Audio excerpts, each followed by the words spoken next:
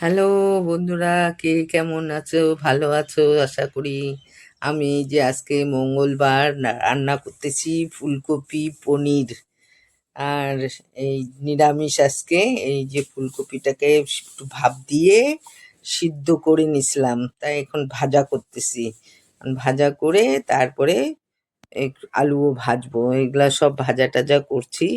করে এই যে পনিরটাকেও কাটা হয়, ফুলকপিটা ভাজাও হয়ে গেল, আলুটাকেও ভাজতেছি একটু লবণ হলুদ দিয়ে। আলুটাকেও ভাজে নিচ্ছি, ভাজে নিয়ে তারপরে এই পনিরটাকেও কাটা হয়েছে। পনিরটাকে বেশ টুকরা টুকরা করে কাটে ধুয়ে নিচ্ছি।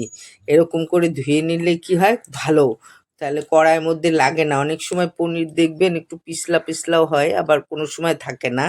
আজকে যেমন আমার পনির কোনো পিছলা ছিল না, তবুও পনির কাটার পরে যদি ধোয়া হয় তা পনিরটা ভাজা করতে সুবিধা হয়।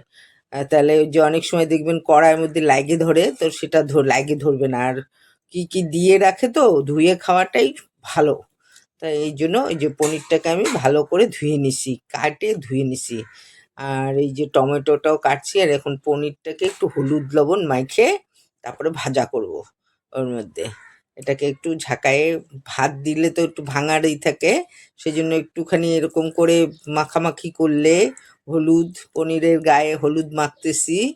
তো এখন তার হলুদ মাখা হয়ে গেছে, এখন তাকে তেলের মধ্যে দিতে হবে। এরকম করে তো মানুষেরও হলুদ মাইখে বিয়েতে কি আনন্দ, হলুদ মাখা। আর তারপরে যে এই রকমই জ্বলতে হয় সারা জীবন।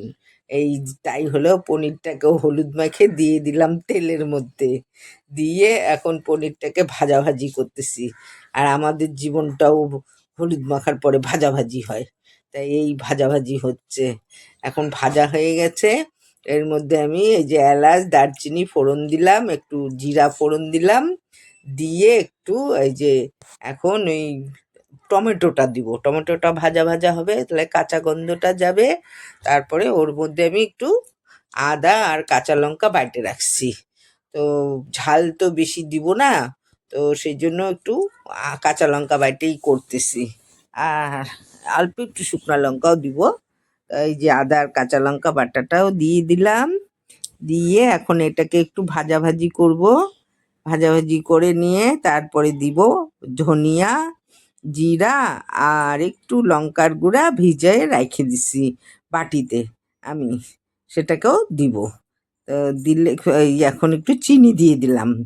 চিনিটাও তাহলে মজাবে, চিনি না দেওয়া অবধি তো কোনো জিনিসই মজে না, মানে গলেই না। তাই চিনিও দিয়ে দিলাম। দিয়ে এই যে এখন মশলাটাকে এই যে জিরা, ধনিয়া আর একটু সামান্য শুকনা লঙ্কা দিছি, দিয়ে একটু রংটা হওয়ার জন্য। তা এটাকেও এখন ভাজাভাজি করতেছি। করে আর একটুখানি আমার আছে, গরুর দুধের ক্রিমও বানানো আছে, ওটাও একটু দিব। তো ভাবছিলাম যে এই যে এখন হলুদ দিয়ে দিলাম, ওই ফুলকপিটাকে এই কি বলে পোস্ত টোস্ত দিয়ে রেজালার মতো করে আমি বানাবো ভাবছিলাম, কিন্তু সময় নাই, শরীরও ভালো না। তা ভাবলাম না, আর সবার খাওয়ার ব্যবস্থাও করতে হবে, সেই জন্য একটু আলু ফুলকপি পনির দিয়ে করলে একটু তরকারিটাও বেশি হবে, তাহলে খাওয়া হয়ে যাবে। সেই জন্য আর ওর মধ্যে গেলাম না, তাই এই যে পনির টনির দিয়ে আলু দিয়ে ফুলকপি দিয়ে তাই তরকারিটা করতেছি আমি। তা এই যে আলুটাও দিয়ে দিলাম মশলার মধ্যে, তাহলে আলুটা তো ভাজার মধ্যে কিছুটা সিদ্ধ হয়ে গেল। আর এখন এই লবণ দিয়ে এর মধ্যে কষাবো, এর মধ্যেও অনেকটা মানে হয়ে যাবে, তো 90% হয়ে যাবে। তার বাকিটা পরে একটু ঝোলের মধ্যে হবে।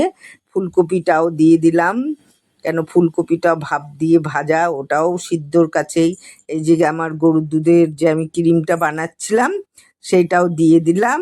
সেটা দেওয়ার জন্য একটা সুন্দর গন্ধ বের হয়েছে, দারুণ গন্ধ, ক্ষীরের গন্ধ। পনিরটাও দিয়ে দিলাম, দিয়ে এখন সবটা দিয়ে একটু কষায় তা জল দিয়ে দেবো। সব সিদ্ধই হয়ে গেছে, এখন হওয়ার পথে তরকারি। তা এখন আমি এই যে জল দিয়ে দিলাম।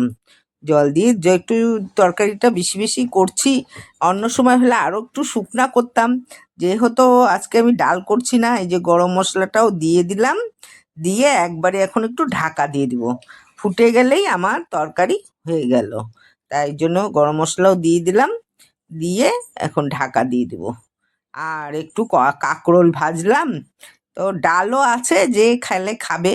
ডাল, আগের ডাল আছে, কালকের ডাল করা আছে, সেই জন্য ডালটা রান্না করলাম না।